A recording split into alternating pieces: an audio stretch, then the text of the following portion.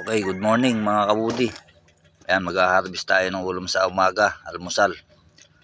Magigisa ng pan. Pwede na igisa yan, pechay. Ayan, mga kabudi. Kaya mainam yung meron tayong itinanim dyan sa bakuran. In case na wala tayong maisip na mailutong ulam, nandyan lang sa paligid natin mga kabudi. Ayan o. Mahigit isang buwan lang yata yan mga kabudi no, simula nung itinanim ko yung pechay na yan. May ani na. Okay, pakinabangan na yung tanim.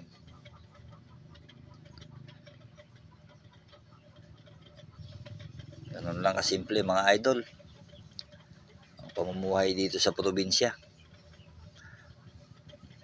Sa palanggana lang mga idol tinanim yung pechay.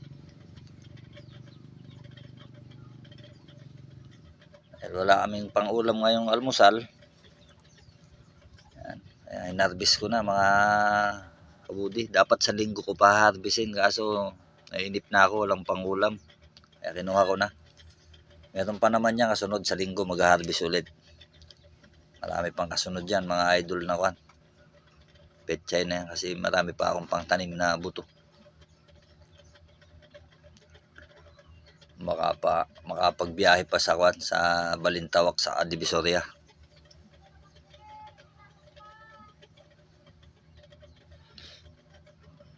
Okay na yan, no?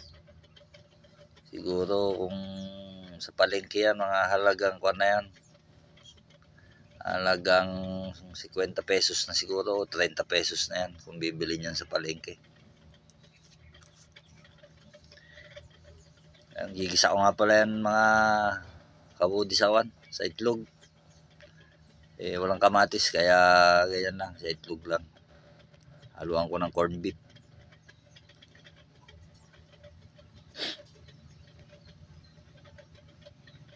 Ayan. Masarap pala yung ganyang pechay mga kabudi. Mas masarap doon sa pechay na puti yung tangkay. Mas masarap yung lasa niyan, sa amin konti siyang aroma.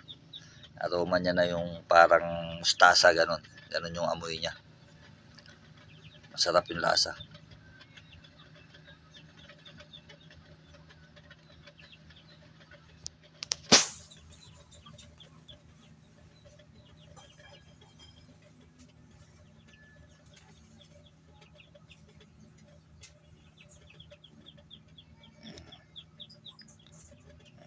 Malambot hiwain mga idol, malambot siyang hiwain, hindi kagaya yung isa yung puti, makunat.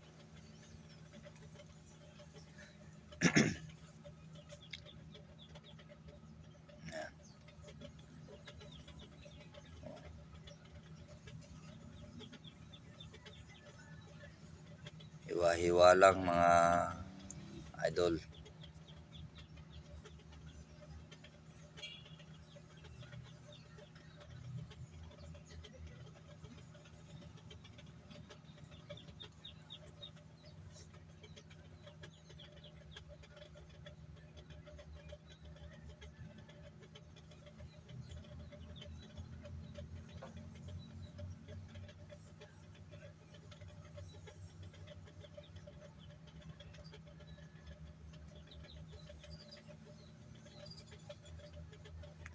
Lapit ng kwan mag-isa mga idol, mga kabudi. Medyo excuse me, medyo masakit kasi lalamunan ko ako kabudi, may sipon. Ayan, pinitpit ang bawang, muntik pang tumaob ang gulong pa itlog.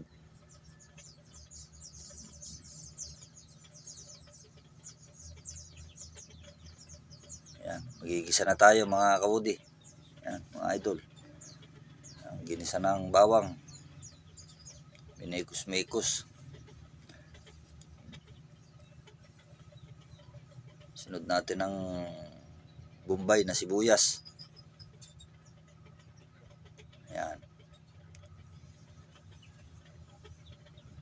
At saka bonggang-bonggang corned beef mga idol, mga kaudi, bonggang corn beef. Yan. Sa amin mekos-mekos.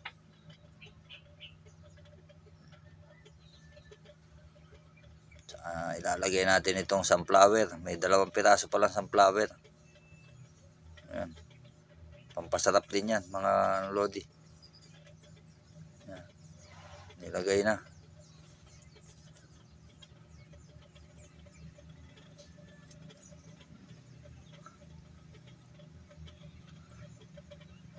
At saka mekos-mekos mo ulit.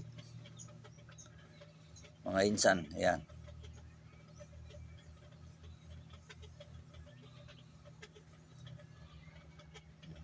Ayan. Lagyan ng asin. Konting asin lang mga lodi kasi yung corn beef na bonggang-bongga medyo may alat na yun eh. Ayan, konting asin lang. Tapos medyo may konting betchin din yan. Betchin. Ajinomoto.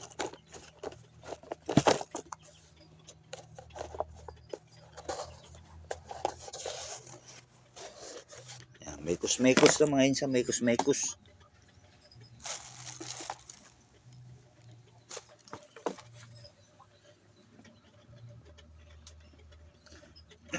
Excuse me. Ayan, malapit na mga idol. Malapit na maluto. Hindi ko na nga pala napakita yung pagkalagay ng itlog. Mga lodi. Nakakalimutan ko. Akala ko na-apply yung camera. Hindi pala na-apply. O, ayan na.